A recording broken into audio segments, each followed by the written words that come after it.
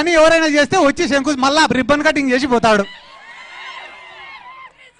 మా నియోజకవర్గంలో అందరూ కూడా ఒక కథ చెప్పుకుంటా అంటారు. ఏం రా అంటే వేటగాడి కథ.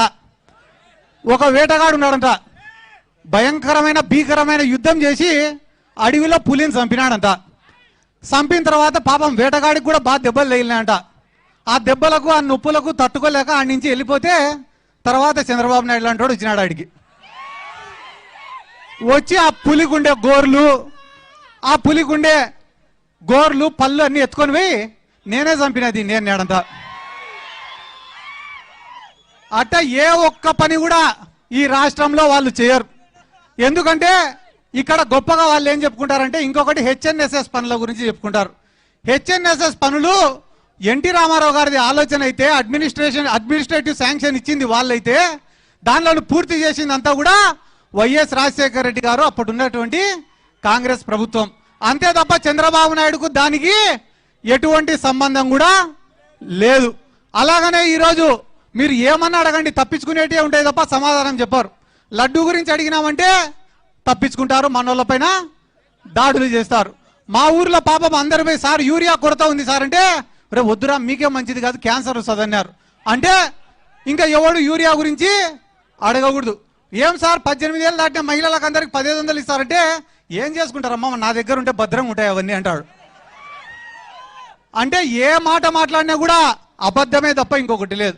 పవన్ కళ్యాణ్ గారు ఒకరున్నారు, మీకు ఏ ఆపద వచ్చినా నాది పూచి నన్ను నమ్మి ఆ పక్క ఓటేయండి అని అడిగినారు.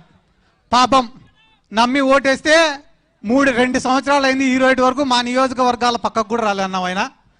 ఆయన కేవలం 2-3 నియోజకవర్గాల తప్ప ఏడ తిరగాడు. కాబట్టి ఒక్క మాట మీకు అందరికీ చెప్పేదన్నా, ఇక్కడ వేదిక మీద ఉన్న పెద్దలకు అందరికీ నా రిక్వెస్ట్ ఏమరా అంటే, రాయలసీమకు కానీ మీ నెల్లూరు జిల్లాకు కానీ ఎక్కడికి నీళ్లు పోవాలన్నా మా నందికొట్కూరు తాలూకా నుంచే పోవాలా.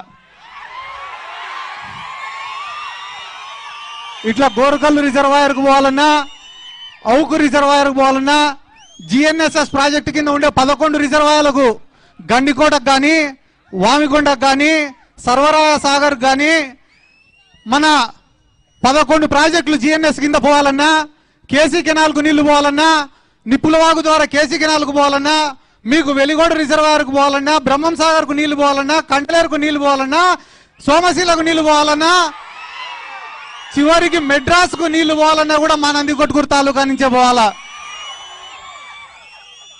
శ్రీశైలం ప్రాజెక్టు కోసం భూములు కోల్పోయింది మేము. ఈ రోజుకి 98 జీవో కింద ఉద్యోగాలు రాలే అని చెప్పి 100 మంది రోడ్లు పట్టుకొని తిరుగుతా అంటే వాళ్ళ బాధలు చూడలేక కన్నీళ్లు పెట్టుకుంటా అనేది మేము.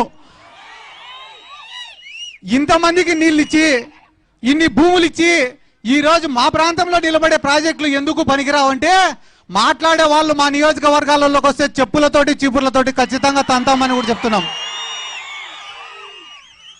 ఎందుకంటే ఎన్నో ప్రాజెక్టులకు లేవన్నా, పోతిరెడ్డిపాడు కావచ్చు, బనకచర్ల కావచ్చు, ఇట్లా పోతే హెచ్ఎన్ఎస్ఎస్ కావచ్చు, మల్యాల లిఫ్ట్ ఇరిగేషన్ కావచ్చు, ముచ్చుమారి ఎత్తిపోతల పథకం కావచ్చు, ఏ ప్రాజెక్ట్ వచ్చినా మేము భూములు కోల్పోతున్నాం, సర్వస్వం కోల్పోతున్నాం, ఈ ప్రాంతం విడిచిపెట్టి వలసలు పోతున్నాం. అందరూ మాట్లాడుకుంటున్నారు. ముఖ్యంగా మా ప్రాంతానికి వచ్చేది ఏముంది, ప్రతి సంవత్సరం ఒక రైతు అనేవాడు పంటేస్తే నష్టమే. ఇసుపెటాకులు ఆడేటువంటి కన్నా ఒకరోజు మంచి ముక్క పడుతుందేమో కానీ రైతుకు మాత్రం పండించిన పంటకు మంచి రేటు రాదు. ఒరే మొక్కజొన్న కొనుగోలు కేంద్రం పెట్టండి రా, ఆ మూల నుంచి ఈ మూల వరకు మొక్కజొన్ననే వేసినాం రా మేము అంటే, మొక్కజొన్న కొనుగోలు కేంద్రం మాత్రం పెట్టరు. ఈరోజు కొత్తగా కందుల కొనుగోలు కేంద్రాలు పెట్టారట. నేను నిన్ననే అందరిని అడిగినా ఎందుకు పెట్టినారా కందుల కొనుగోలు కేంద్రం అంటే, అన్న పంట లేదన్నా అందుకని పెట్టినాడు అని అడుగుతా.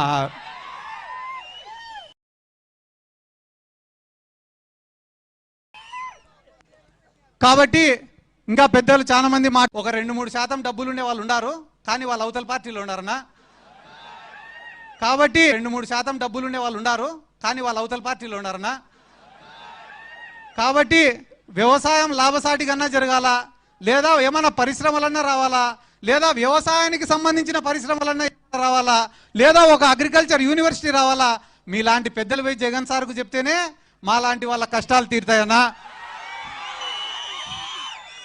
ఎందుకు నేను ఈ మాట మీకు చెప్తానా అంటే, ఇదే నియోజకవర్గంలో కేవలం ఇద్దరి దగ్గరనే డబ్బులు ఉన్నాయన్నా, వాళ్ళిద్దరు కూడా అవతల పక్కనే ఉన్నారు.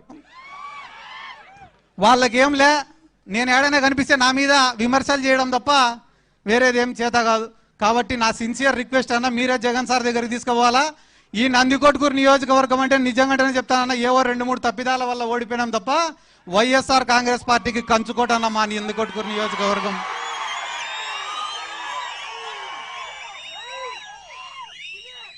రేపు ఇప్పటికిప్పుడు ఎన్నికలు జరిగినా కూడా భారీ మెజార్టీతో మనం గెలిచడం ఖాయం ఈ నియోజకవర్గంలో. ఎందుకంటే మీకు కేవలం ఒక్కరోజు సమయం ఇస్తేనే వచ్చినటువంటి జనం. కాబట్టి మాకు కూడా ఇంతగా గడిచిన 2 రోజులుగా సహకరించినటువంటి కాటసాని రాంభూపాల్ రెడ్డి గారికి, మిగతా వేదిక మీద ఉన్న పెద్దలకు అందరికీ నా ధన్యవాదాలు తెలుపుకుంటూ మరొకసారి మీకందరికీ నా శిరస్సు వంచి నమస్కారాలు తెలియజేసుకుంటూ సెలవు తీసుకుంటున్నాను.